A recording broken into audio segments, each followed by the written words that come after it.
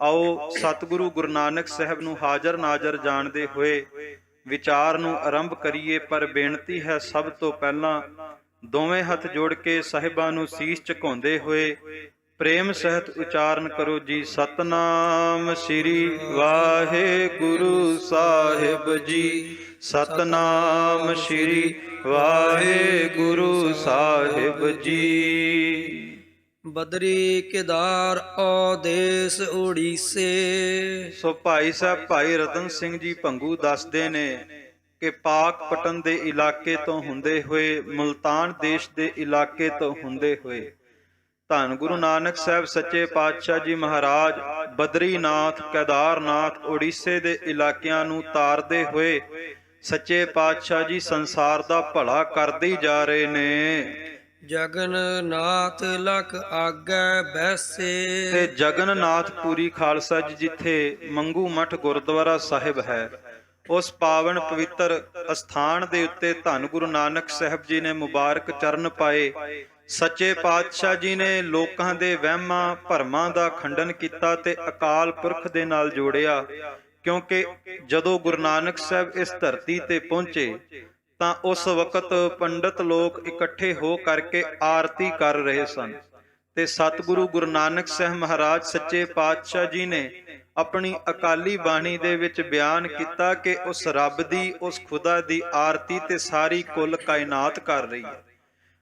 ਗੁਰੂ ਘਰ ਦੀ ਮਰਿਆਦਾ ਅਨੁਸਾਰ ਹਰ ਵਕਤ ਰੋਜ਼ਾਨਾ ਸੰਧਿਆ ਵੇਲੇ ਰਹਿਰਾਜ ਸਾਹਿਬ ਜੀ ਦੇ ਪਾਠ ਤੋਂ ਬਾਅਦ ਅਰਦਾਸ ਹੁਕਮਨਾਮੇ ਤੋਂ ਉਪਰੰਤ ਆਰਤੀ ਜ਼ਰੂਰ ਗਾਈ ਜਾਂਦੀ ਹੈ। ਹਰਮੰਦਰ ਸਾਹਿਬ ਵੀ ਪੰਜੇ ਹੀ ਤਖਤਾਂ ਦੇ ਉੱਤੇ ਆਰਤੀ ਦਾ ਜਾਪ ਜ਼ਰੂਰ ਕੀਤਾ ਜਾਂਦਾ ਹੈ। ਗਗਨ ਮੈਂ ਥਾਲ ਰਵ ਚੰਦ ਦੀਪਕ ਬਨੇ, ਤਾਰ ਕਾ ਮੰਡਲ ਜਨਕ ਮੋਤੀ। ਸੋ ਖਾਲਸਾ ਜੀ ਇਸ ਪਾਵਨ ਪਵਿੱਤਰ ਸ਼ਬਦ ਦਾ ਜਾਪ ਸਤਿਗੁਰੂ ਗੁਰੂ ਨਾਨਕ ਸਾਹਿਬ ਮਹਾਰਾਜ ਨੇ ਕੀਤਾ ਔਰ ਦੱਸਿਆ ਕਿ ਉਸ ਅਕਾਲ ਪੁਰਖ ਵਾਹਿਗੁਰੂ ਦੀ ਅਸੀਂ ਆਰਤੀ ਕਿਸ ਤਰ੍ਹਾਂ ਕਰਦੇ ਹਾਂ, ਕੈਸੀ ਆਰਤੀ ਹੋਏ। ਉਸ ਪਰਮਾਤਮਾ ਦੀ ਆਰਤੀ ਕਿਹੋ ਜਿਹੀ ਹੋਵੇਗੀ? ਬਹੁਤ ਵਿਸ਼ਾਲ ਆਰਤੀ ਹੈ। ਜਿਸ ਪਰਮਾਤਮਾ ਨੂੰ ਸੂਰਜ ਵੀ ਨਮਸਕਾਰਾਂ ਕਰਦਾ ਹੈ, ਜਿਸ ਪਰਮਾਤਮਾ ਨੂੰ ਚੰਦਰਮਾ ਨਮਸਕਾਰਾਂ ਕਰ ਰਿਹਾ ਹੈ, ਜਿਸ ਅਕਾਲ ਪੁਰਖ ਵਾਹਿਗੁਰੂ ਨੂੰ ਆਕਾਸ਼ ਵੀ ਨਮਸਕਾਰਾਂ ਕਰ ਰਿਹਾ, ਪਵਨ ਉਸ ਪਰਮਾਤਮਾ ਦਾ ਚੌਰ ਚਲਾ ਰਹੀ ਹੈ। ਸੋ ਗੁਰੂ ਨਾਨਕ ਸਾਹਿਬ ਸੱਚੇ ਪਾਤਸ਼ਾਹ ਨੇ ਕਿਹਾ, ਭਾਈ ਕੁਦਰਤ ਬਣਾਉਣ ਵਾਲੇ ਕਾਦਰ ਦੀ ਪੂਜਾ ਕਰੋ, ਕਿਉਂਕਿ ਕੁਦਰਤ ਬਣਾਉਣ ਵਾਲਾ ਮਾਲਕ ਰੱਬ ਪਰਮਾਤਮਾ ਹੈ। ਅੱਜ ਕਈ ਵਾਰ ਦੋ ਕੇ ਕਿਤਾਬਾਂ ਦਾ ਗਿਆਨ ਲੈ ਕਰਕੇ ਪ੍ਰਚਾਰਕ ਸ਼੍ਰੇਣੀ ਇਹ ਗੱਲ ਕਹਿ ਦਿੰਦੀ ਹੈ, ਕੁਦਰਤ ਹੀ ਰੱਬ ਹੈ, ਕੁਦਰਤ ਹੀ ਰੱਬ ਹੈ, ਕੁਦਰਤ ਮੰਨੋ ਤੇ ਰੱਬ ਮੰਨਿਆ ਜਾਵੇਗਾ। ਪਰ ਖਾਲਸਾ ਜੀ ਕਰਤਾ ਵੱਖਰਾ ਹੁੰਦਾ ਹੈ ਤੇ ਕਰਤੇ ਦੀ ਬਣਾਈ ਹੋਈ ਕਿਰਤ ਵੱਖਰੀ ਹੁੰਦੀ ਹੈ। ਸੋ ਕੁਦਰਤ ਪਰਮਾਤਮਾ ਦੀ ਬਣਾਈ ਹੋਈ ਇੱਕ ਕਿਰਤ ਹੈ। ਅਕਾਲ ਪੁਰਖ ਵਾਹਿਗੁਰੂ ਕੁਦਰਤ ਦਾ ਮਾਲਕ ਹੈ। ਜੇ ਕਾਦਰ ਹੈ ਤਾਂ ਕਾਦਰ ਦੀ ਕਰਤੇ ਦੀ ਕੁਦਰਤ ਹੈ। ਜੇ ਕੁਦਰਤ ਰੱਬ ਹੁੰਦੀ ਤੇ ਗੁਰੂ ਗ੍ਰੰਥ ਸਾਹਿਬ ਕਦੇ ਨਾ ਕਹਿੰਦੇ, ਅਚਰਜ ਤੇਰੀ ਕੁਦਰਤ ਤੇਰੇ ਕਦਮ ਸਲਾਹ, ਗਨੀਮ ਤੇਰੀ ਸਿਫਤ ਮੇਰੇ ਸੱਚੇ ਪਾਤਸ਼ਾਹ। ਤੇਰੀ ਕੁਦਰਤ ਵੱਲ ਜਦੋਂ ਵੇਖਦਾ ਤੇ ਸੱਚੇ ਪਾਤਸ਼ਾਹ ਮੈਨੂੰ ਤੇਰੇ ਚੌਜ ਨਜ਼ਰ ਆਉਂਦੇ ਨੇ, ਤੇਰੇ ਨਿਆਰੇ ਰੰਗ ਨਜ਼ਰ ਆਉਂਦੇ ਨੇ। ਜ਼ਮੀਂ ਜ਼ਮਾਨ ਕੇ ਬਿਖੈ ਸਮਸਤ ਏਕ ਜੋਤ ਹੈ, ਨਾ ਘਾਟ ਹੈ ਨਾ ਬਾੜ ਹੈ, ਨਾ ਘਾਟ ਬਾੜ ਹੋਤ ਹੈ।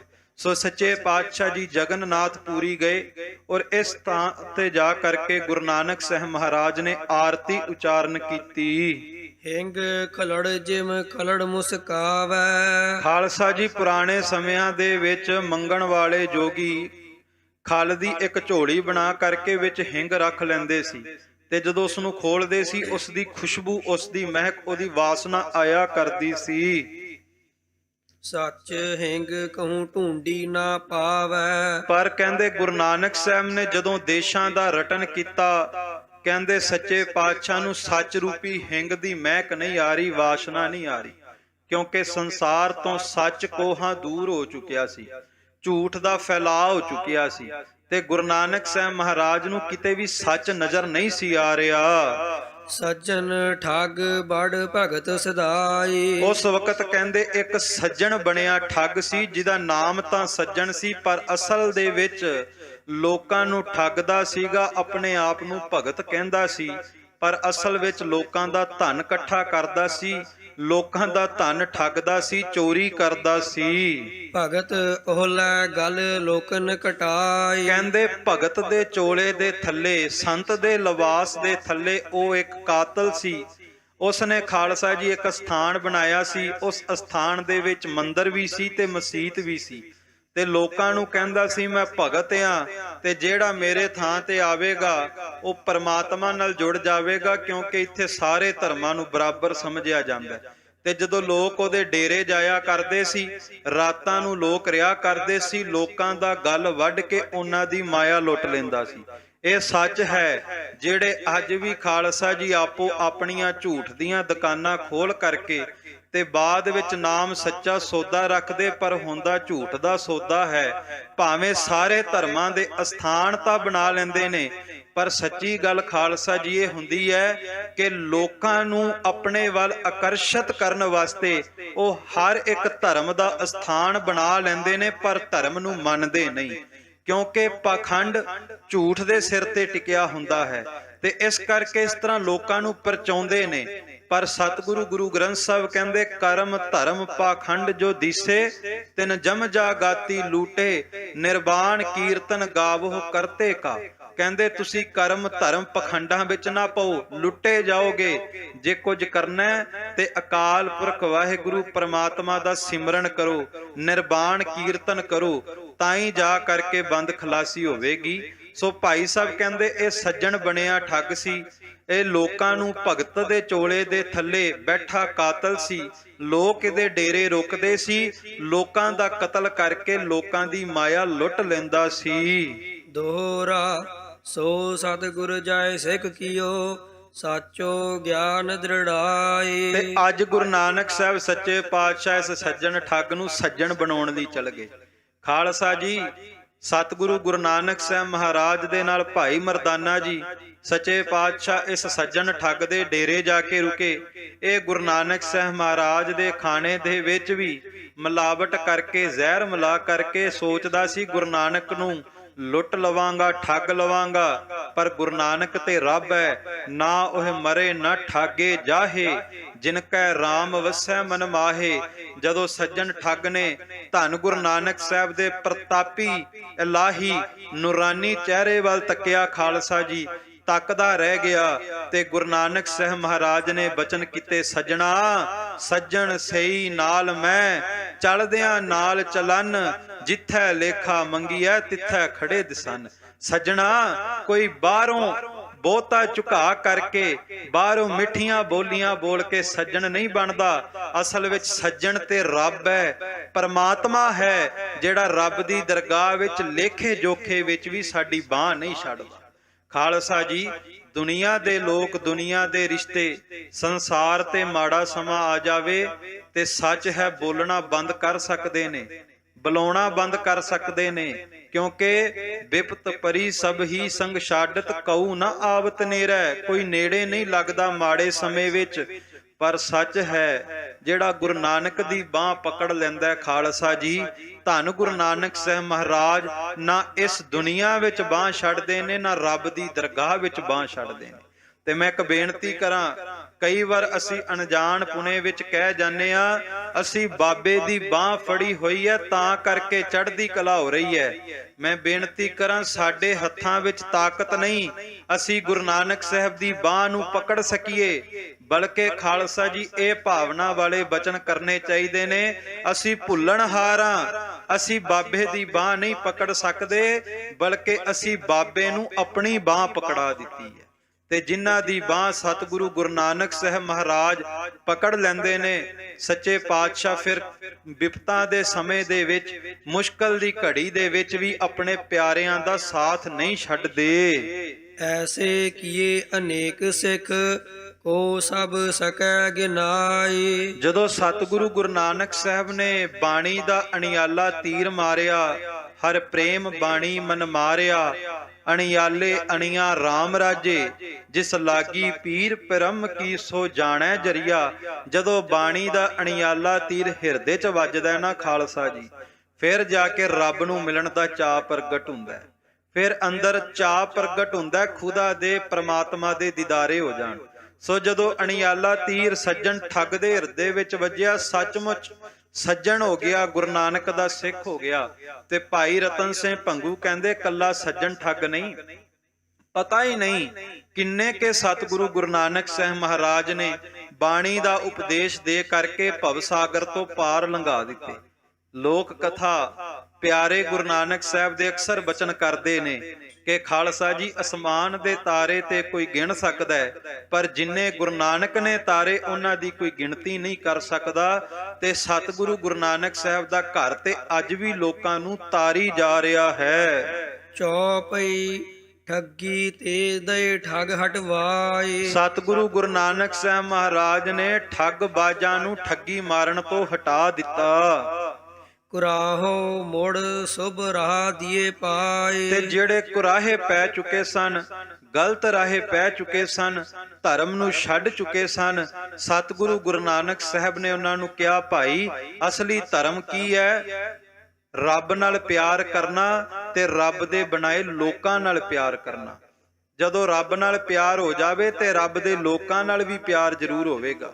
ਸੋ ਗੁਰੂ ਨਾਨਕ ਸਾਹਿਬ ਨੇ ਸਿੱਧੇ ਰਸਤੇ ਪਾ ਦਿੱਤੇ। ਸ਼ਬਦ ਸਾਖੀ ਸੱਚ ਦੀਨੇ ਲਾਏ। ਸੱਚੇ ਪਾਤਸ਼ਾਹ ਜੀ ਨੇ ਸੱਚੀ ਸਿੱਖਿਆ ਦਿੱਤੀ ਗੁਰ ਸ਼ਬਦ ਦੀ।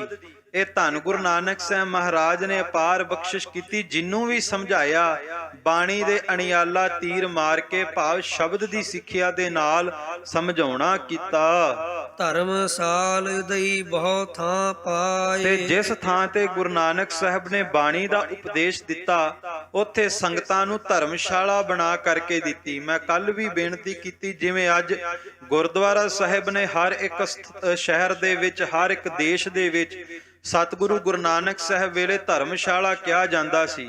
ਸਤਿਗੁਰੂ ਗੁਰੂ ਨਾਨਕ ਸਾਹਿਬ ਨੇ ਰੱਬ ਦੀ ਸਿਫਤ ਵਾਸਤੇ ਧਰਮਸ਼ਾਲਾ ਲੋਕਾਂ ਨੂੰ ਬਣਵਾ ਕਰਕੇ ਦਿੱਤੀਆਂ। ਸਿੱਖ ਸੰਗਤ ਕੋ ਜੋੜ ਕਰਾਵੈ। ਔਰ ਇਸ ਵਾਸਤੇ ਧਰਮਸ਼ਾਲਾ ਬਣਾਈ ਕਿ ਧਰਮਸ਼ਾਲਾ ਦੇ ਵਿੱਚ ਸਾਰੀਆਂ ਸੰਗਤਾਂ ਜੁੜ ਕਰਕੇ ਅਕਾਲ ਪੁਰਖ ਵਾਹਿਗੁਰੂ ਪਰਮਾਤਮਾ ਦੀ ਸਿਫਤ ਸਲਾਹ ਕਰਨ।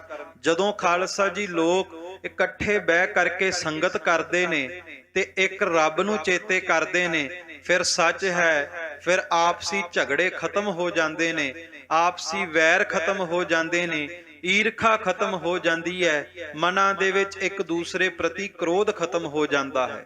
ਸੋ ਸੰਗਤ ਵਿੱਚ ਆ ਕਰਕੇ ਜੇ ਤਾਂ ਵੀ ਕਿਸੇ ਦੇ ਨਾਲ ਈਰਖਾ ਰਹਿ ਗਈ ਹੈ, ਜੇ ਸੰਗਤ ਵਿੱਚ ਆ ਕੇ ਵੀ ਕਿਸੇ ਤੇ ਕ੍ਰੋਧ ਆ ਰਿਹਾ ਹੈ, ਜੇ ਸੰਗਤ ਵਿੱਚ ਆ ਕੇ ਵੀ ਕਿਸੇ ਦੇ ਨਾਲ ਵੈਰ ਹੈ, ਤੇ ਸਮਝ ਲਿਓ ਹਜੇ ਗੁਰੂ ਨਾਨਕ ਦੀ ਸੰਗਤ ਹੋਈ ਨਹੀਂ।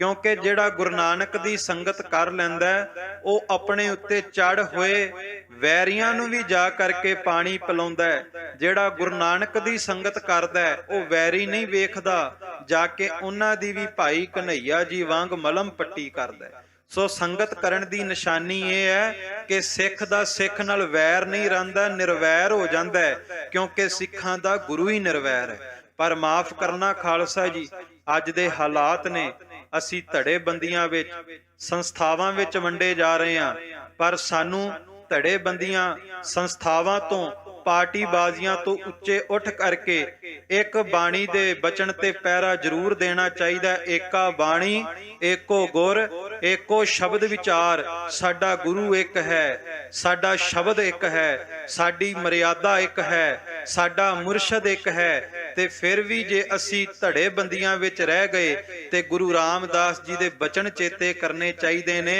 ਹਮ ਹਰਸਿਓ ਧੜਾ ਕੀਆ ਮੇਰੀ ਹਰ ਟੇਕ, ਹਮਰਾ ਧੜਾ ਹਰ ਰਿਹਾ ਸਮਾਏ। ਸਿੱਖਾਂ ਦਾ ਧੜਾ ਕੀ ਹੈ? ਸਿੱਖਾਂ ਦੀ ਸੰਸਥਾ ਕੀ ਹੈ? ਸਿੱਖਾਂ ਦਾ ਧੜਾ ਹੈ ਰੱਬ ਦਾ, ਪਰਮਾਤਮਾ ਦਾ ਨਾਮ।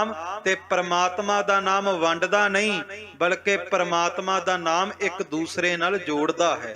ਸੋ ਸਤਿਗੁਰੂ ਗੁਰੂ ਨਾਨਕ ਸਾਹਿਬ ਨੇ ਲੋਕਾਂ ਨੂੰ ਇੱਕ ਦੂਸਰੇ ਨਾਲ ਜੋੜਨ ਵਾਸਤੇ ਧਰਮਸ਼ਾਲਾ ਬਣਾਈ ਕਿ ਲੋਕ ਇੱਕ ਦੂਸਰੇ ਨਾਲ ਜੁੜ ਕੇ ਬੈਠਣ, ਮਿਲ ਕੇ ਬੈਠਣ ਤੇ ਪਰਮਾਤਮਾ ਦੀ ਸਿਫਤ ਸਲਾਹ ਕਰਨ।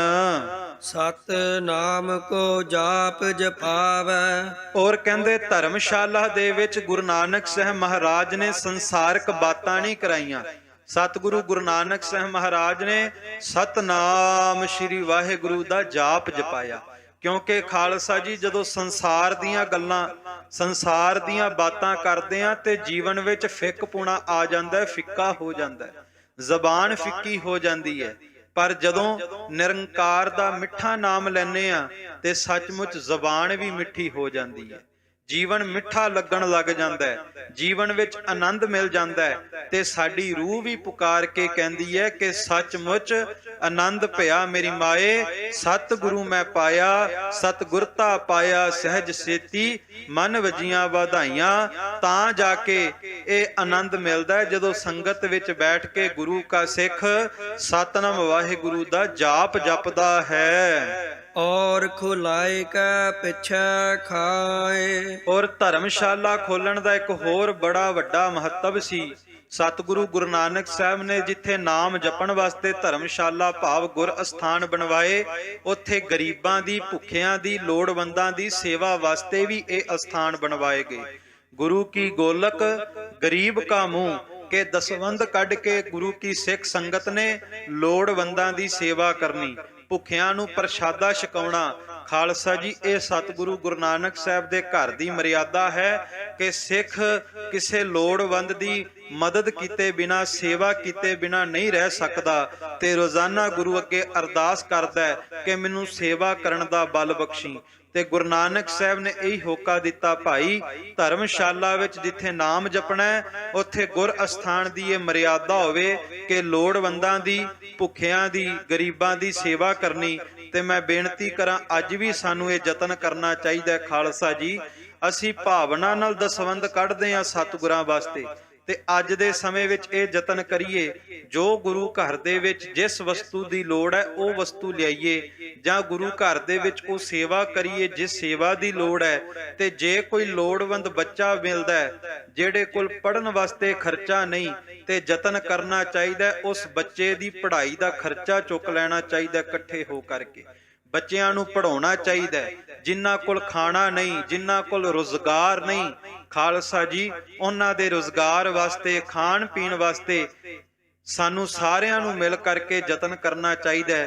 ਕਿਉਂਕਿ ਗੁਰੂ ਨਾਨਕ ਸਾਹਿਬ ਦੇ ਬਚਨ ਨੇ, ਘਾਲ ਖਾਏ ਕਿਛ ਹੱਥੋਂ ਦੇ, ਨਾਨਕ ਰਾਹ ਪਛਾਣੇ ਸੇ, ਤੂੰ ਲੋਕਾਂ ਦੀ, ਦੁਨੀਆ ਦੀ ਸੇਵਾ ਕਰ, ਤੇਰੀ ਸੇਵਾ ਰੱਬ ਦੀ ਦਰਗਾਹ ਵਿੱਚ ਪ੍ਰਵਾਨ ਹੋਵੇਗੀ। ਦਇਆ ਧਰਮ ਇਤ ਲਾਏ ਰਾਹੇ। ਕਿਉਂਕਿ ਗੁਰੂ ਨਾਨਕ ਸਾਹਿਬ ਨੇ ਦਇਆ ਦਾ ਪਾਠ ਸਿਖਾਇਆ, ਦਇਆ ਦਾ ਸਬਕ ਸਿਖਾਇਆ। ਕਿਉਂਕਿ ਲੋਕ ਧਰਮੀ ਤਾਂ ਬਣ ਜਾਂਦੇ ਸੀ ਪਰ ਧਰਮੀ ਲੋਕ ਰੁੱਖੇ ਵੀ ਹੋ ਜਾਂਦੇ ਸੀ। ਪੁਰਾਣੇ ਸਮੇਂ ਵਿੱਚ ਵੇਖਣ ਆਇਆ, ਧਰਮੀ ਲੋਕ ਰੁੱਖੇ ਹੋ ਜਾਂਦੇ ਸਨ, ਕਿਸੇ ਨਾਲ ਮਿੱਠਾ ਨਹੀਂ ਸਨ ਬੋਲਦੇ, ਕਿਸੇ ਦਾ ਭਲਾ ਨਹੀਂ ਸਨ ਕਰਦੇ, ਲੋਕਾਂ ਨੂੰ ਲੁੱਟਣ ਲੱਗ ਪਏ ਸਨ। ਖਾਲਸਾ ਜੀ, ਗੁਰੂ ਨਾਨਕ ਸਾਹਿਬ ਨੇ ਕਿਹਾ, ਧੌਲ ਧਰਮ ਦਇਆ ਕਾ ਪੂਤ, ਕਿ ਦਇਆ ਧਰਮ ਦੀ ਮਾਂ ਹੈ। ਜੇ ਤੇਰੇ ਵਿੱਚ ਦਇਆ ਨਹੀਂ, ਤੇਰੇ ਜੀਵਨ ਵਿੱਚ ਮਿਠਾਸ ਨਹੀਂ, ਤੇ ਸੱਜਣਾ ਸਮਝ ਲਵੀਂ ਹਜੇ ਧਰਮ ਤੇਰੇ ਅੰਦਰ ਆਇਆ ਹੀ ਨਹੀਂ। ਤੇ ਮਾਫ ਕਰਨਾ, ਜੇ ਗੁਰੂ ਕੀ ਬਾਣੀ ਪੜ੍ਹ ਕੇ, ਜੇ ਗੁਰੂ ਘਰ ਸੇਵਾ ਕਰਕੇ, ਸਿਮਰਨ ਕਰਕੇ ਖਾਲਸਾ ਜੀ ਸਾਡੇ ਬੋਲਾਂ ਵਿੱਚ ਮਿਠਾਸ ਨਹੀਂ, ਅਸੀਂ ਕਿਸੇ ਦਾ ਦਿਲ ਦਿਖਾਇਆ, ਕਿਸੇ ਤੇ ਦਇਆ ਨਹੀਂ ਕੀਤੀ, ਤੇ ਸੱਚ ਹੈ ਸਤਿਗੁਰੂ ਗੁਰੂ ਨਾਨਕ ਸਾਹਿਬ ਦੀ ਬਖਸ਼ਿਸ਼ ਨਹੀਂ ਹੋਣੀ। ਗੁਰੂ ਨਾਨਕ ਸਾਹਿਬ ਦੀ ਬਖਸ਼ਿਸ਼ ਉਹਨਾਂ ਤੇ ਹੁੰਦੀ ਹੈ ਜਿਨ੍ਹਾਂ ਦੇ ਜੀਵਨ ਵਿੱਚ ਦਇਆ ਹੈ, ਜਿਨ੍ਹਾਂ ਦੇ ਜੀਵਨ ਵਿੱਚ, ਜਿਨ੍ਹਾਂ ਦੇ ਬੋਲਾਂ ਵਿੱਚ ਮਿਠਾਸ ਹੈ। ਧੰਨ ਧੰਨ ਕਹਿ ਬਾਬੇ ਕੋ ਹੋਈ। ਕਹਿੰਦੇ ਜਿਸ ਥਾਂ ਵੀ ਗੁਰੂ ਬਾਬੇ ਨੇ ਜਾ ਕੇ ਸਤਨਾਮ ਦਾ ਚੱਕਰ ਚਲਾਇਆ, ਉਸ ਥਾਂ ਦੇ ਲੋਕ ਧੰਨ ਗੁਰੂ ਨਾਨਕ ਸਾਹਿਬ ਮਹਾਰਾਜ ਨੂੰ ਧੰਨ ਧੰਨ ਧੰਨ ਕਹਿੰਦੇ, ਥੱਕਦੇ ਹੀ ਨਹੀਂ। ਕਿਉਂਕਿ ਗੁਰੂ ਨਾਨਕ ਸਾਹਿਬ ਮਹਾਰਾਜ ਦਾ ਨਾਮ ਧੰਨ ਹੈ। ਖਾਲਸਾ ਜੀ, ਸਤਿਗੁਰੂ ਗੁਰੂ ਨਾਨਕ ਸਾਹਿਬ ਦਾ ਨਾਮ ਤੇ ਕਿਤੇ ਪਿਆਰ ਨਾਲ ਲੈ ਕੇ ਵੇਖੋ। ਜਿੰਨੀ ਵਾਰ ਧੰਨ ਗੁਰੂ ਨਾਨਕ ਸਾਹਿਬ ਮਹਾਰਾਜ ਦਾ ਨਾਮ ਰਸਨਾ ਤੇ ਆਵੇਗਾ, ਨੇਤਰ ਭਿੱਜ ਜਾਂਦੇ ਆ। ਧੰਨ ਗੁਰੂ ਨਾਨਕ ਸਾਹਿਬ ਮਹਾਰਾਜ ਦਾ ਨਾਮ ਰਸਨਾ ਤੇ ਆਉਂਦਾ, ਰੋਮ ਰੋਮ ਖਿੜ ਜਾਂਦਾ ਹੈ। ਕਿਉਂਕਿ ਇਸ ਗੁਰੂ ਬਾਬੇ ਨੇ ਸਾਰੀ ਕੁੱਲ ਕਾਇਨਾਤ ਨੂੰ ਸਾਜਿਆ। ਇਸੇ ਕਰਕੇ ਗੁਰੂ ਪਿਆਰਿਆਂ ਦੇ ਬਚਨ ਨੇ, ਨਾਮ ਲਈਏ ਸੋ ਸਤਿਗੁਰ ਨਾਨਕ, ਦੁਖ ਦਰਦ ਮਿਟੇ ਸੋ ਭਿਆਨਕ, ਨਾਮ ਲਈਏ ਸੋ ਸਤਿਗੁਰ ਨਾਨਕ, ਸੁਖ ਸੰਪत्ति ਮਿਲੇ ਅਚਾਨਕ। ਸਾਰੀ ਸੰਗਤ ਮਿਲ ਕੇ ਆਖੋ, ਧੰਨ ਧੰਨ ਗੁਰੂ ਬਾਬਾ ਨਾਨਕ, ਧੰਨ ਧੰਨ ਗੁਰੂ ਬਾਬਾ ਨਾਨਕ। ਸਾਰੀ ਕੁੱਲ ਲੁਕਾਈ ਧੰਨ ਗੁਰੂ ਨਾਨਕ ਸਾਹਿਬ ਨੂੰ ਧੰਨ ਧੰਨ ਕਹਿੰਦੀ, ਥੱਕਦੀ ਨਹੀਂ। ਵਾਹੇ ਵਾਹੇ ਗੁਰ ਆਖੈ ਤੋਈ। ਤੇ ਜਿਵੇਂ ਸਤਿਗੁਰੂ ਗੁਰੂ ਨਾਨਕ ਸਾਹਿਬ ਨੂੰ ਧੰਨ ਕਹਿੰਦੇ, ਉਸੇ ਤਰ੍ਹਾਂ ਵਾਹਿਗੁਰੂ ਵਾਹਿਗੁਰੂ ਵਾਹਿਗੁਰੂ ਵਾਹਿਗੁਰੂ ਦਾ ਜਾਪ ਜਪਦੇ। ਖਾਲਸਾ ਜੀ, ਜਦੋਂ ਆਪਾਂ ਗੁਰੂ ਦੀ ਹਜ਼ੂਰੀ ਵਿੱਚ, ਗੁਰੂ ਕੀ ਸੰਗਤ ਵਿੱਚ ਬੈਠ ਕੇ ਸਤਿਨਾਮ ਵਾਹਿਗੁਰੂ ਕਹਿੰਦੇ ਆ ਨਾ, ਤੇ ਇਹ ਨਾ ਸਮਝਿਓ ਕਿ ਅਸੀਂ ਸਤਿਨਾਮ ਵਾਹਿਗੁਰੂ ਕਹਿ ਦਿੱਤਾ ਤੇ ਕਿਸੇ ਨੂੰ ਪਤਾ ਨਹੀਂ ਲੱਗਿਆ। ਮੈਂ ਬੇਨਤੀ ਕਰਾਂ, ਜੇ ਗੁਰੂ ਦੀ ਹਜ਼ੂਰੀ ਵਿੱਚ ਆ ਕੇ ਕੋਈ ਮਨ ਵਿੱਚ ਵੀ ਇੱਕ ਵਾਰ ਵਾਹਿਗੁਰੂ ਕਹਿ ਦਵੇ ਤੇ ਸਤਿਗੁਰੂ ਗੁਰੂ ਨਾਨਕ ਸਾਹਿਬ ਮਹਾਰਾਜ ਸੁਣਦੇ ਜ਼ਰੂਰ ਨੇ। ਜਦੋਂ ਸੰਗਤ ਵਿੱਚ ਆ ਕੇ ਅਸੀਂ ਸਤਿਨਾਮ ਵਾਹਿਗੁਰੂ ਕਹਿੰਦੇ ਆ ਤੇ ਸੱਚ ਜਾਣਿਓ, ਉਸ ਵਕਤ ਗੁਰੂ ਗ੍ਰੰਥ ਸਾਹਿਬ ਦੇ ਰੂਪ ਦੇ ਵਿੱਚ ਗੁਰੂ ਨਾਨਕ ਸਾਹਿਬ ਮਹਾਰਾਜ ਆਪਣੇ ਸਿੱਖਾਂ ਵੱਲ, ਚਿਹਰਿਆਂ ਵੱਲ ਤੱਕਦੇ ਹੋਏ ਸਾਡੇ ਕੀਤੇ ਹੋਏ ਸਿਮਰਨ ਨੂੰ, ਵਾਹਿਗੁਰੂ ਗੁਰਮੰਤਰ ਦੇ ਅਭਿਆਸ ਨੂੰ ਸੁਣ ਰਹੇ ਹੁੰਦੇ ਨੇ। ਸੋ ਇਸ ਕਰਕੇ ਚਾਅ ਦੇ ਨਾਲ ਵਾਹਿਗੁਰੂ ਕਹਿਣਾ ਚਾਹੀਦਾ ਹੈ। ਜਿਵੇਂ ਬੱਚਾ ਪਿਆਰ ਨਾਲ ਆਪਣੀ ਮਾਂ ਨੂੰ ਆਵਾਜ਼ ਲਾਉਂਦਾ ਹੈ, ਮਾਂ ਗੋਦ ਵਿੱਚ ਬਿਠਾਉਂਦੀ ਹੈ, ਗੁਰੂ ਨਾਨਕ ਸਾਹਿਬ ਦੀ, ਧੰਨ ਗੁਰੂ ਗ੍ਰੰਥ ਸਾਹਿਬ ਦੀ ਹਜ਼ੂਰੀ ਵਿੱਚ ਆ ਕੇ ਇੱਕ ਵਾਰ ਪਿਆਰ ਨਾਲ ਕਿਤੇ ਵਾਹਿਗੁਰੂ ਵਾਹਿਗੁਰੂ ਵਾਹਿਗੁਰੂ ਕਹਿ ਕੇ ਵੇਖਿਓ। ਸਤਿਗੁਰੂ ਗੁਰੂ ਨਾਨਕ ਸਾਹਿਬ ਮਹਾਰਾਜ ਅੱਜ ਵੀ ਸੰਗਤ ਨੂੰ ਆਪਣੀ ਗੋਦ ਵਿੱਚ ਜ਼ਰੂਰ ਬਿਠਾਉਂਦੇ ਨੇ। ਹਮ ਕੋ ਕੂੜੋ ਦਿਓ ਹਟਵਾਏ। ਸਤਿਗੁਰੂ ਗੁਰੂ ਨਾਨਕ ਸਾਹਿਬ ਪ੍ਰਤੀ ਉਸ ਸਮੇਂ ਲੋਕ ਕਹਿੰਦੇ, ਇਹ ਬਾਬਾ ਧਨ ਹੈ, ਕਿਉਂਕਿ ਸਤਿਗੁਰੂ ਗੁਰੂ ਨਾਨਕ ਸਾਹਿਬ ਨੇ ਸਾਨੂੰ ਝੂਠ ਦੇ ਰਾਹ ਤੁਰਨ ਤੋਂ ਬਚਾ ਲਿਆ ਹੈ। ਸਤ ਸ਼ਬਦ ਹਮ ਦੀਨੈ ਲਾਏ। ਸਤਿਗੁਰੂ ਗੁਰੂ ਨਾਨਕ ਸਾਹਿਬ ਨੇ ਸਾਨੂੰ ਸਤਿਨਾਮ ਵਾਹਿਗੁਰੂ ਦੇ ਅਭਿਆਸ ਨਾਲ ਜੋੜਿਆ, ਸੱਚੇ ਪਰਮਾਤਮਾ ਦੇ ਨਾਮ ਦੀ ਸੋਝੀ ਕਰਾਈ ਹੈ। ਦੇਸ ਬੰਗਾਲੈ ਓ ਕਾਵਰੂ ਦੇਸ। ਹੁਣ ਸਤਿਗੁਰੂ ਗੁਰੂ ਨਾਨਕ ਸਾਹਿਬ ਮਹਾਰਾਜ ਜਗਨਨਾਥਪੁਰੀ ਦੇ ਇਲਾਕਿਆਂ ਨੂੰ ਤਾਰਦੇ ਤਾਰਦੇ ਬੰਗਾਲ ਦੇਸ਼ ਵਿੱਚ ਪਹੁੰਚੇ। ਇਹ ਬੰਗਾਲ ਦੇਸ਼ ਦੇ ਵਿੱਚ ਜਾਦੂਗਰ, ਟੂਣੇ, ਜੰਤਰ ਮੰਤਰ ਪੜਨ ਵਾਲੇ ਬੜੇ ਲੋਕ ਰਹਿੰਦੇ ਸੀ ਤੇ ਸਤਿਗੁਰੂ ਗੁਰੂ ਨਾਨਕ ਸਾਹਿਬ ਮਹਾਰਾਜ ਉਹਨਾਂ ਦੇ ਪਖੰਡਾਂ ਦਾ ਖੰਡਨ ਕਰਨ ਵਾਸਤੇ ਹੁਣ ਬੰਗਾਲ ਦੇਸ਼ ਦੇ ਵਿੱਚ ਪਹੁੰਚੇ ਨੇ। ਲੰਘ ਗਏ ਰਾਜ ਤ੍ਰਿਆ ਦੇਸ। ਹੁਣ ਸਤਿਗੁਰੂ ਗੁਰੂ ਨਾਨਕ ਸਾਹਿਬ ਨੇ ਜਿੱਥੇ ਬੰਗਾਲ ਦੇਸ਼ ਦੇ ਵਿੱਚ ਉਹਨਾਂ ਦੇ ਜੰਤਰਾਂ ਮੰਤਰਾਂ ਦਾ ਖੰਡਨ ਕੀਤਾ ਤੇ ਦੱਸਿਆ, ਭਾਈ ਜੇ ਜਪਣਾ ਪਰਮਾਤਮਾ ਦੇ ਨਾਮ ਨੂੰ ਜਪੋ, ਕਿਉਂਕਿ ਪਰਮਾਤਮਾ ਦਾ ਨਾਮ ਜੰਤਰਾਂ ਮੰਤਰਾਂ ਨਾਲ ਵਸ ਵਿੱਚ ਨਹੀਂ ਆਉਂਦਾ, ਉਹ ਤੇ ਭੋਲੇ ਭਾਏ ਮਿਲੇ ਰਘੁਰਾਇਆ। ਪਰਮਾਤਮਾ ਤੇ ਪਿਆਰ ਦੇ ਨਾਲ, ਪ੍ਰੇਮ ਦੇ ਨਾਲ ਮਿਲਦਾ ਹੈ। ਇਸ ਦੇਸ਼ ਨੂੰ ਤਾਰ ਕੇ ਸਤਿਗੁਰੂ ਹੁਣ ਰਾਜਿਆਂ ਦੇ ਇਲਾਕਿਆਂ ਵੱਲ ਵਧੇ ਨੇ। ਸ਼ਿਵਨਾਬ ਦੇਸ ਕੋ ਰਾਜਾ ਕਹੈ। ਹੁਣ ਇੱਕ ਰਾਜਾ ਸ਼ਿਵਨਾਬ ਹੋਇਆ ਖਾਲਸਾ ਜੀ ਇਤਿਹਾਸ ਦੇ ਵਿੱਚ। ਜਿਹੜੇ ਸਮੁੰਦਰ ਦੇ ਵਿੱਚ ਟਾਪੂ ਨੇ, ਇੱਕ ਸੰਗਲਾ ਦੀਪ ਨਾਮ ਦਾ ਟਾਪੂ ਸੀ, ਉਸ ਇਲਾਕੇ ਦਾ ਇਹ ਰਾਜਾ ਹੋਇਆ, ਰਾਜਾ ਸ਼ਿਵਨਾਬ।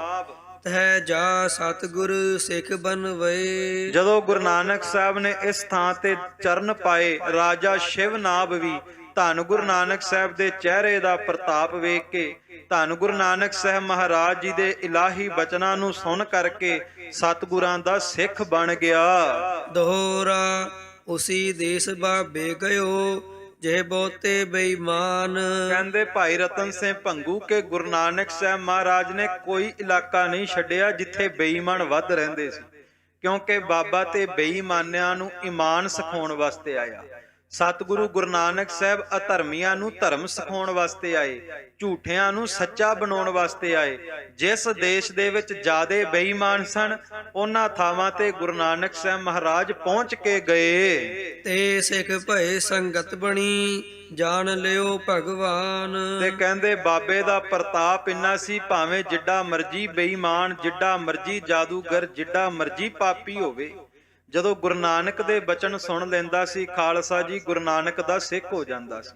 ਵੇਖੋ, ਮੈਂ ਬੇਨਤੀ ਕਰਾਂ, ਗੁਰੂ ਨਾਨਕ ਸਾਹਿਬ ਤੇ ਅੱਜ ਵੀ ਹੋਈ ਨੇ, ਗੁਰੂ ਗ੍ਰੰਥ ਸਾਹਿਬ ਅੱਜ ਵੀ ਹੋਈ ਨੇ, ਪਰ ਸਾਨੂੰ ਸੁਣਨ ਦੀ ਜਾਚ ਨਹੀਂ।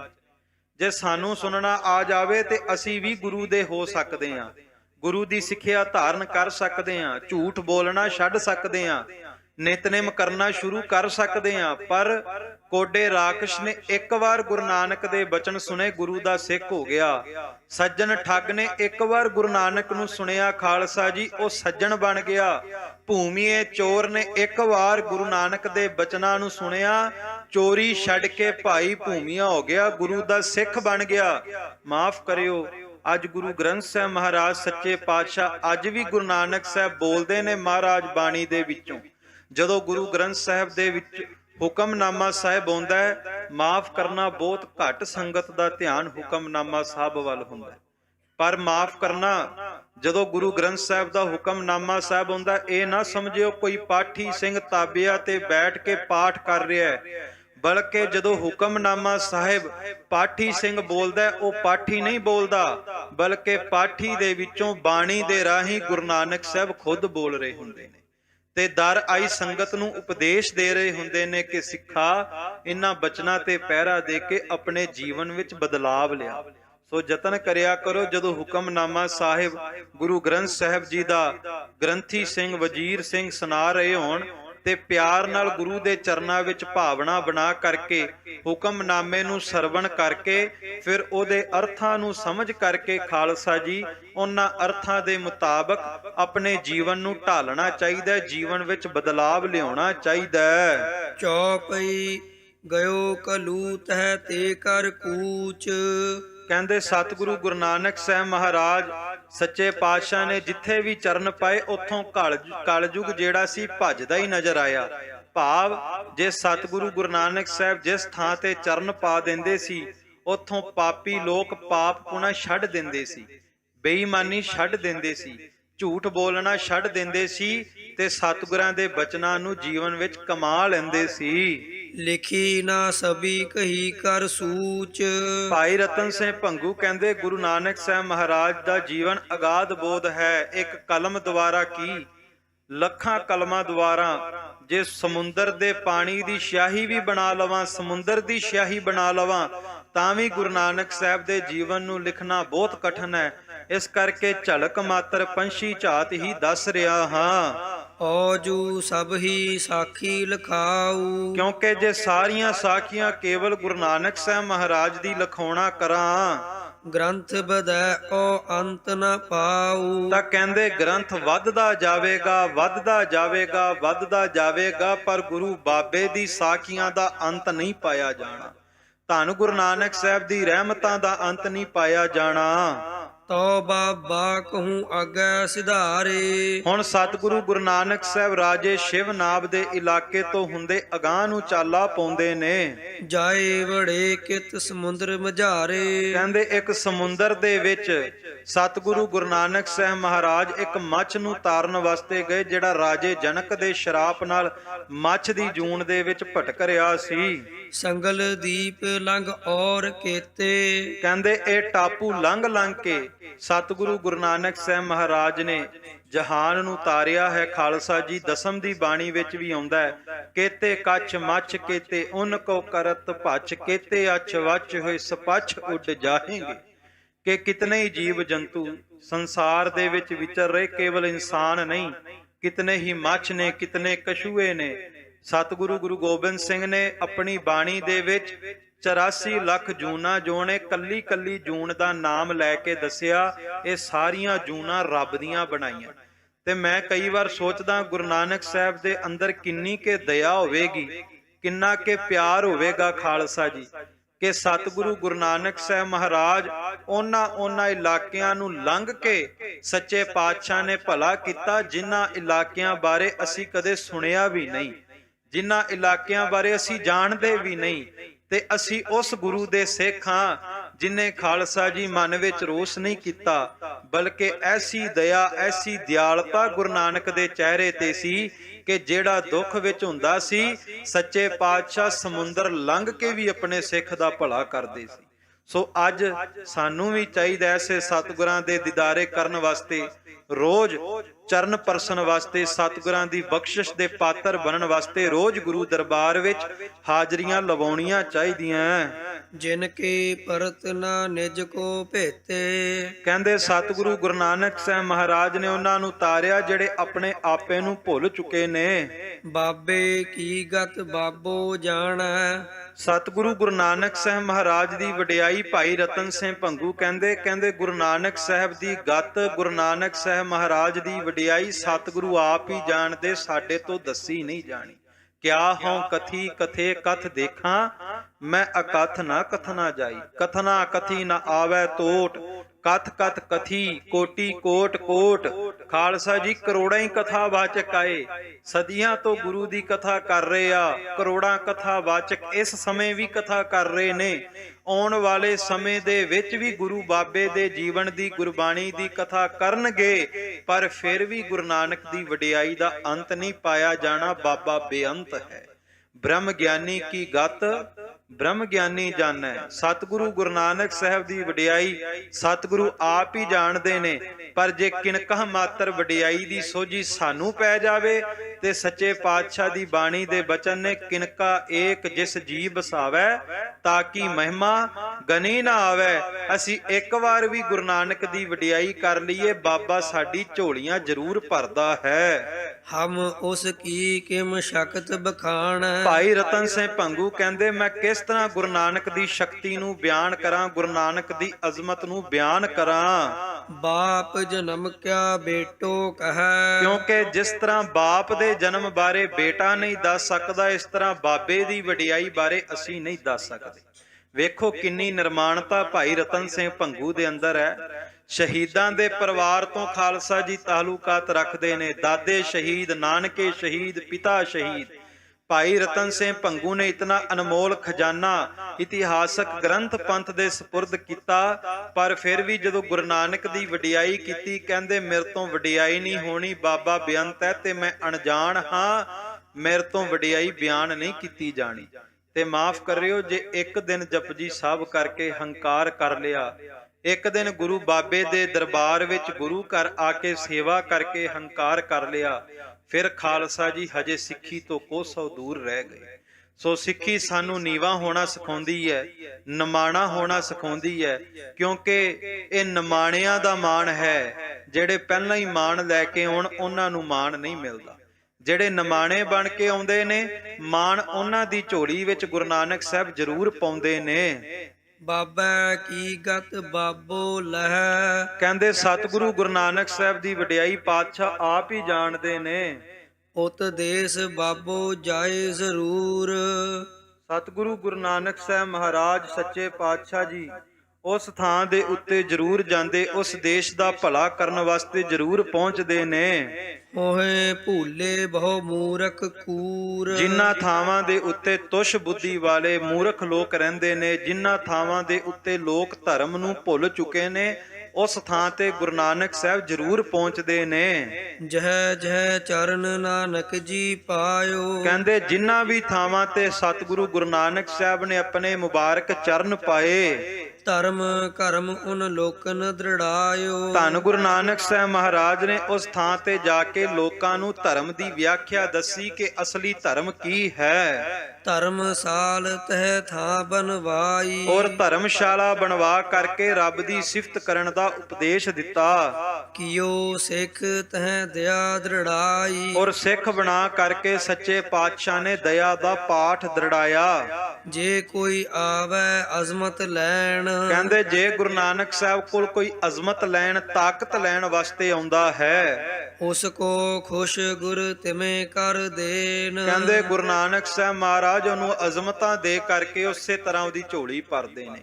ਇਹ ਗੁਰੂ ਨਾਨਕ ਸਾਹਿਬ ਦੀ ਵਡਿਆਈ ਹੈ, ਮਹਾਰਾਜ ਦੀ ਦਿਆਲਤਾ ਹੈ। ਸੱਚੇ ਪਾਤਸ਼ਾਹ ਕੋਲੋਂ ਕੋਈ ਮਾਣ ਮੰਗੇ, ਇੱਥੋਂ ਮਾਣ ਮਿਲਦਾ ਹੈ।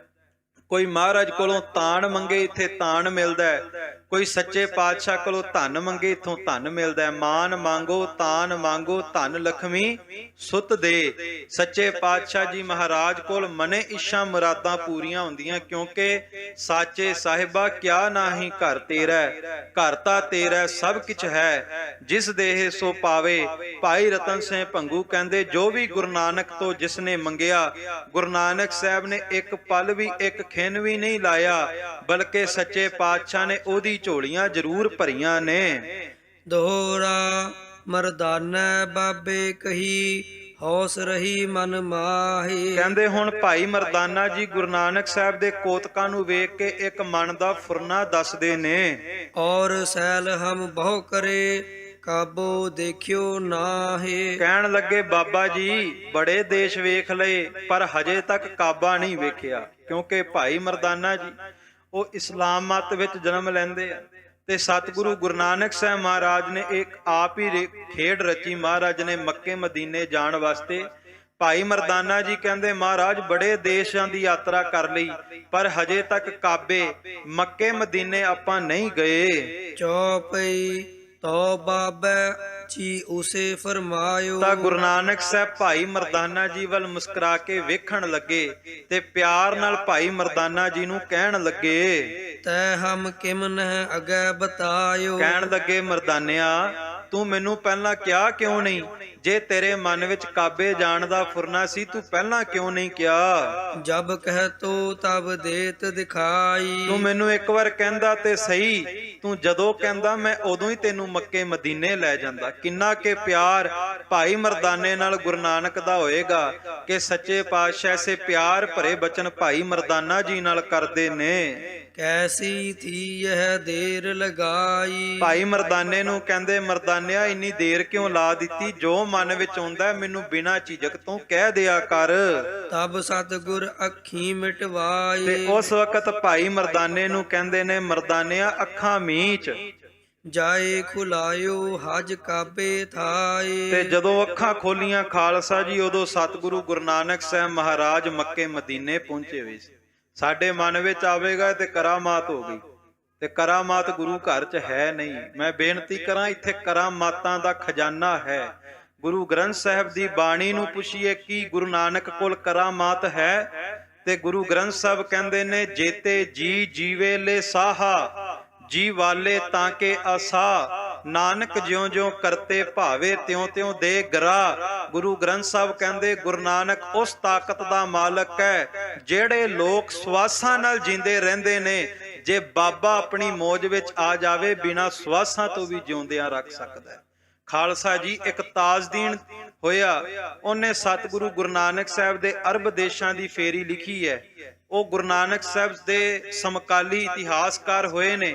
ਉਹਨੇ ਵੀ ਕਿਹਾ ਕਿ ਇਸ ਵਕਤ ਇਨੂਲਸ ਸ਼ਹਿਰ ਦੀ ਇਹ ਗੱਲ ਹੈ ਜਦੋਂ ਭਾਈ ਮਰਦਾਨਾ ਜੀ ਕਹਿੰਦੇ ਨੇ ਮੱਕੇ ਮਦੀਨੇ ਜਾਣਾ, ਤੇ ਉਸ ਵਕਤ ਤਾਜਦੀਨ ਵੀ ਉੱਥੇ ਹੀ ਸੀ। ਸਤਿਗੁਰੂ ਗੁਰੂ ਨਾਨਕ ਸਾਹਿਬ ਮਹਾਰਾਜ ਨੂੰ ਤਾਜਦੀਨ ਨੇ ਵੀ ਕਿਹਾ ਕਿ ਬਾਬਾ ਤੈਂ ਨਮਾਜ਼ ਅਦਾ ਨਹੀਂ ਕਰਨੀ, ਤੇ ਸਤਿਗੁਰੂ ਗੁਰੂ ਨਾਨਕ ਸਾਹਿਬ ਕਹਿੰਦੇ ਮੈਂ ਨਮਾਜ਼ ਮੱਕੇ ਮਦੀਨੇ ਕਾਬੇ ਜਾ ਕੇ ਅਦਾ ਕਰਾਂਗਾ।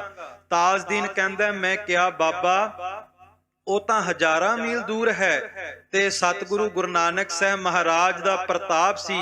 ਤਾਜਦੀਨ ਦੇ ਲਿਖਤੀ ਬੋਲ ਨੇ ਕਹਿੰਦਾ ਮੈਂ ਹਜੇ ਕਿਹਾ ਹੀ ਸੀ, ਗੁਰੂ ਨਾਨਕ ਦੇ ਚਿਹਰੇ ਦੇ ਉੱਤੇ ਪ੍ਰਕਾਸ਼ ਹੋਇਆ, ਐਸਾ ਤੇਜ ਵਧਿਆ, ਮੇਰੀਆਂ ਅੱਖਾਂ ਮੀਚੀਆਂ ਗਈਆਂ, ਸਰੀਰ ਹੌਲਾ ਪੈ ਗਿਆ। ਤੇ ਜਦੋਂ ਅੱਖਾਂ ਖੋਲੀਆਂ ਤੇ ਸਾਹਮਣੇ ਕਾਬਾ ਸੀ, ਮੱਕਾ ਮਦੀਨਾ ਸੀ। ਇਹ ਤਾਜਦੀਨ ਦੇ ਬੋਲ ਨੇ। ਉਹਨੇ ਅਰਬ ਦੇਸ਼ਾਂ ਦੀ ਫੇਰੀ ਆਪਣੇ ਹੱਥੀਂ ਲਿਖਤ ਲਿਖੀ, ਇਹ ਇਤਿਹਾਸ ਲਿਖਿਆ ਤੇ ਮੱਕੇ ਮਦੀਨੇ ਲਾਇਬ੍ਰੇਰੀ ਦੇ ਵਿੱਚ ਖਾਲਸਾ ਜੀ ਉਹਨੇ ਇਹ ਇਤਿਹਾਸਕ ਗ੍ਰੰਥ ਜਮ੍ਹਾਂ ਕਰਵਾਇਆ।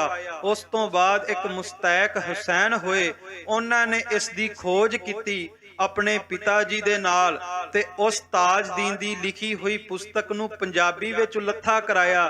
ਤੇ ਜਦੋਂ ਮੁਸਤੈਕ ਹੁਸੈਨ ਜੀ ਨੇ ਖਾਲਸਾ ਜੀ ਗੁਰੂ ਨਾਨਕ ਸਾਹਿਬ ਦੇ ਕੋਤਕ ਪੜ੍ਹੇ ਤੇ ਫਿਰ ਲਿਖੇ, ਉਹ ਅੰਮ੍ਰਿਤ ਛਕ ਕੇ ਪ੍ਰਿਥੀਪਾਲ ਸਿੰਘ ਬਣ ਗਏ ਸਨ। ਤੇ ਅੱਜ ਵੀ ਇਹ ਕਿਤਾਬ ਮਿਲ ਜਾਂਦੀ ਹੈ। ਸੋ ਮੇਰੇ ਕਹਿਣ ਤੋਂ ਭਾਵ ਕਿ ਕਦੇ ਵੀ ਗੁਰੂ ਦੀ ਅਜ਼ਮਤ ਤੇ ਸ਼ੰਕਾ ਨਹੀਂ ਕਰਨਾ ਚਾਹੀਦਾ। ਗੁਰੂ ਅਜ਼ਮਤਾਂ ਦਾ, ਰਹਿਮਤਾਂ ਦਾ, ਤਾਕਤਾਂ ਦਾ ਮਾਲਕ ਹੈ। ਭਾਈ ਮਰਦਾਨੇ ਨੂੰ ਕਿਹਾ ਅੱਖਾਂ ਮੀਚ, ਜਦੋਂ ਅੱਖਾਂ ਖੋਲੀਆਂ ਤੇ ਸਾਹਮਣੇ ਕਾਬਾ ਸੀ। ਕਿਸ ਤਰ੍ਹਾਂ ਮੱਕੇ ਮਦੀਨੇ ਕਾਬੇ ਵਿੱਚ ਗੁਰੂ ਨਾਨਕ ਨੇ ਚੋਜ ਵਰਤਾਏ ਤੇ ਸੱਚੇ ਪਾਤਸ਼ਾਹ ਨੇ ਖੁਦਾ ਦੇ ਘਰ ਬਾਰੇ ਦੱਸਿਆ, ਉਹ ਆਪਾਂ ਕੱਲ ਨੂੰ ਸਰਵਣ ਕਰਾਂਗੇ। ਸੱਚੇ ਪਾਤਸ਼ਾਹ ਨੇ ਤਰਸ ਕਰਕੇ ਅੱਜ ਦੇ ਦਿਨ ਹਾਜ਼ਰੀ ਭਰਵਾਈ ਹੈ। ਬੋਲਦਿਆਂ ਨੇਕਾਂ ਭੁੱਲਾਂ ਹੋਈਆਂ ਆਪ ਜੀ ਨੇ ਬਖਸ਼ ਦੇਣਾ। ਅਰਦਾਸ ਕਰਨੀ ਜੋ ਸੁਣਿਆ ਸੁਣਾਇਆ ਆਪਾਂ ਸਾਰੇ ਆਪਣੇ ਜੀਵਨ ਵਿੱਚ ਕਮਾ ਸਕੀਏ। ਤੇ ਬੇਨਤੀ ਹੈ ਕੱਲ ਨੂੰ 5 ਫਰਵਰੀ ਨੂੰ ਜਿੱਥੇ ਬਸੰਤ ਪੰਚਮੀ ਹੈ ਤੇ ਧੰਨ ਗੁਰੂ ਗੋਬਿੰਦ ਸਿੰਘ ਮਹਾਰਾਜ ਜੀ ਦਾ ਵਿਵਾਹ ਦਿਹਾੜਾ ਵੀ ਹੈ। ਸੱਚੇ ਪਾਤਸ਼ਾਹ ਕਲਗੀਆਂ ਵਾਲੇ ਸਤਿਗੁਰੂ ਦਾ ਕੱਲ ਵਿਆਹ ਵੀ ਹੋਇਆ ਸੀ। ਆਨੰਦਪੁਰ ਸਾਹਿਬ ਦੀ ਧਰਤੀ ਤੋਂ ਅਗਾਂਹ ਜਾ ਕਰਕੇ ਖਾਲਸਾ ਜੀ ਗੁਰੂ ਕੇ ਲਾਹੌਰ ਬੜਾ ਵੱਡਾ ਜੋੜ ਮੇਲਾ ਗੁਰੂ ਖਾਲਸੇ ਪੰਥ ਵੱਲੋਂ ਮਨਾਇਆ ਜਾਂਦਾ ਹੈ। ਉੱਥੇ ਕੱਲ ਨੂੰ ਇਸ ਅਸਥਾਨ ਤੇ ਅੰਮ੍ਰਿਤ ਸੰਚਾਰ ਹੋਣਾ ਹੈ। ਤੇ ਜਿਨੇ ਪ੍ਰਾਣੀ ਅੰਮ੍ਰਿਤ ਛਕਣਾ ਚਾਹੁੰਦੇ ਹੋਣ, ਖੰਡੇ ਬਾਟੇ ਦੀ ਪੋਲ ਲੈਣੀ ਚਾਹੁੰਦੇ ਹੋਣ, ਉਹ ਜ਼ਰੂਰ ਅੰਮ੍ਰਿਤ ਸੰਚਾਰ ਵਿੱਚ ਹਾਜ਼ਰੀ ਲਵਾ ਕੇ ਗੁਰੂ ਦੀ ਬਖਸ਼ਿਸ਼ ਦੇ ਪਾਤਰ ਬਣਨ, ਕਿਉਂਕਿ ਸਤਿਗੁਰਾਂ ਨੇ 3 ਅੰਮ੍ਰਿਤ ਸਾਨੂੰ ਦਿੱਤੇ ਨੇ। ਇੱਕ ਅੰਮ੍ਰਿਤ ਵੇਲਾ, ਇੱਕ ਅੰਮ੍ਰਿਤ ਬਾਣੀ ਤੇ ਖਾਲਸਾ ਜੀ ਇੱਕ ਖੰਡੇ ਬਾਟੇ ਦਾ ਅੰਮ੍ਰਿਤ। ਜਿਸ ਸਿੱਖ ਦੇ ਜੀਵਨ ਵਿੱਚ ਅੰਮ੍ਰਿਤ ਵੇਲਾ ਹੋਵੇ, ਅੰਮ੍ਰਿਤ ਬਾਣੀ ਦਾ ਅਭਿਆਸ ਹੋਵੇ, ਖੰਡੇ ਬਾਟੇ ਦਾ ਅੰਮ੍ਰਿਤ ਹੋਵੇ, ਉਹ ਸਿੱਖ ਕਦੇ ਆਪਣੇ ਜੀਵਨ ਵਿੱਚ ਮਾਰ ਨਹੀਂ ਖਾਂਦਾ। ਉਹਦਾ ਜੀਵਨ ਅੰਮ੍ਰਿਤ ਦੇ ਨਾਲ ਭਰਿਆ ਜਾਂਦਾ ਹੈ, ਕਿਉਂਕਿ ਅੰਮ੍ਰਿਤ ਸੰਚਾਰ ਜਦੋਂ 5 ਛਿੱਟੇ ਸਾਡੇ ਨੇਤਰਾਂ ਵਿੱਚ ਪਾਏ ਜਾਂਦੇ ਆ ਤੇ ਖਾਲਸਾ ਜੀ ਇਹ ਨੇਤਰ ਜਿਹੜੇ ਸਦਾ ਬੁਰੀਆਂ ਹੀ ਤੱਕਦੇ ਆ, ਮਾੜਿਆਂ ਨੂੰ ਤੱਕਦੇ ਆ, ਇਹ ਨੇਤਰਾਂ ਵਿੱਚ ਅੰਮ੍ਰਿਤ ਜਦੋਂ ਪੈ ਜਾਂਦਾ ਫਿਰ ਇਹ ਗੁਰੂ ਨੂੰ ਵੇਖਣ ਲੱਗ ਜਾਂਦੇ ਨੇ। ਤੇ ਜਦੋਂ 5 ਚੂਲੇ ਸਾਨੂੰ ਛਕਾਏ ਜਾਂਦੇ ਨੇ, ਕੰਠ ਦੁਆਰਾ ਗਲੇ ਦੁਆਰਾ ਅੰਦਰ ਜਾਂਦੇ ਨੇ, ਹਿਰਦੇ 'ਚ ਪ੍ਰਵੇਸ਼ ਕਰਦੇ ਨੇ, ਤੇ 5 ਚੂਲੇ ਫਿਰ ਕਿਰਪਾ ਕਰਕੇ ਉਹ ਖੂਹ ਲਾ ਦਿੰਦੇ ਨੇ ਅੰਮ੍ਰਿਤ ਦਾ। ਅੰਤਰ ਖੂਟਾ ਅੰਮ੍ਰਿਤ ਭਰਿਆ, ਗੁਰ ਸ਼ਬਦ ਕਾਢ ਪੀਐ ਪਨਿਹਾਰੀ। ਕਹਿੰਦੇ ਜਦੋਂ 5 ਚੂਲੇ ਅੰਦਰ ਜਾਂਦੇ ਨੇ, ਅੰਦਰ ਅੰਮ੍ਰਿਤ ਦਾ ਖੂਹ ਲੱਗ ਜਾਂਦਾ ਹੈ। ਤੇ ਫਿਰ ਸਿੱਖ ਜਦੋਂ ਅੰਮ੍ਰਿਤ ਵੇਲੇ ਚੌਂਕੜਾ ਲਾਉਂਦਾ ਹੈ, ਕਹਿੰਦੇ ਜਿਵੇਂ ਖੂਹ ਵਿੱਚ ਬਾਲਟੀ ਪਾਓ, ਬਾਲਟੀ ਵਿੱਚ ਜਲ ਭਰ ਕੇ ਬਾਹਰ ਕੱਢੀ ਦੀ ਹੈ, ਜਲ ਛਕੀਦਾ ਹੈ। ਕਹਿੰਦੇ ਇਸੇ ਤਰ੍ਹਾਂ ਸਵਾਸਾਂ ਦੀ ਬਾਲਟੀ ਅੰਦਰ ਲਿਜਾ ਕੇ ਫਿਰ ਕਹਿੰਦੇ ਵਾਹਿਗੁਰੂ ਗੁਰਮੰਤਰ ਸਵਾਸਾਂ ਦੀ ਬਾਲਟੀ ਵਿੱਚ ਭਰ ਕੇ ਜਦੋਂ ਸਿੱਖ ਅਭਿਆਸ ਕਰਦਾ ਹੈ ਤੇ ਫਿਰ ਜੀਵਨ ਵਿੱਚ ਅੰਮ੍ਰਿਤ ਵਰਸਣ ਲੱਗ ਜਾਂਦਾ ਹੈ। ਸੋ ਖਾਲਸਾ ਜੀ ਜਿਹੜੇ ਅੰਮ੍ਰਿਤ ਛਕਣਾ ਚਾਹੁੰਦੇ ਹੋਣ ਉਹ ਗੁਰੂ ਅੱਗੇ ਅਰਦਾਸ ਕਰਕੇ ਕੱਲ ਅੰਮ੍ਰਿਤ ਦੀ ਪੋਲ ਲੈਣ, ਤੇ ਜਿਨ੍ਹਾਂ ਨੇ ਛਕਿਆ ਉਹ ਹੋਰਾਂ ਨੂੰ ਖੰਡੇ ਬਾਟੇ ਦੀ ਪੋਹ ਲੈਣ ਵਾਸਤੇ ਪ੍ਰੇਰਨ ਆਓ। ਅਖੀਰ ਦੇ ਵਿੱਚ ਗੁਰੂ ਨਾਨਕ ਸਾਹਿਬ ਨੂੰ ਹਾਜ਼ਰ ਜਾਣ ਕੇ ਸ਼ਬਦ ਦਾ ਜਾਪ ਕਰਕੇ ਆਪਾਂ ਫਤਿਹ ਦੀ ਸਾਂਝ ਪਾਈਏ ਜੀ। ਸਾਰੇ ਪਿਆਰ ਨਾਲ ਪੜੋ, ਗੱਜ ਕੇ ਪੜਿਆ ਕਰੋ ਖਾਲਸਾ ਜੀ। ਜਦੋਂ ਸ਼ਬਦ ਪੜ੍ਹਦੇ ਆ ਕੱਲੇ ਆਪਾਂ ਨਹੀਂ ਪੜ੍ਹ ਰਹੇ ਹੁੰਦੇ, ਗੁਰੂ ਨਾਨਕ ਸਾਹਿਬ ਵੀ ਸਾਡੇ ਪੜ੍ਹ ਰਹੇ ਸ਼ਬਦ ਨੂੰ ਸੁਣ ਰਹੇ ਹੁੰਦੇ ਨੇ। ਪਿਆਰ ਨਾਲ ਸਾਰੇ ਪੜੋ ਜੀ।